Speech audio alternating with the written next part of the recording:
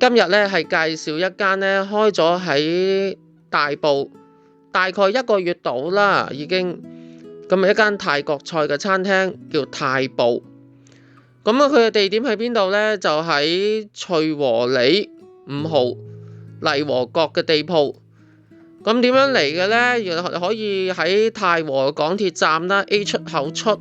咁離開咗太和商場啦，咁行10分鐘到㗎啦。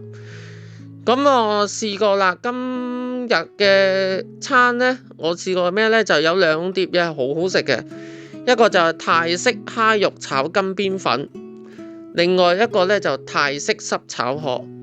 咁大家可以嚟試下嘅。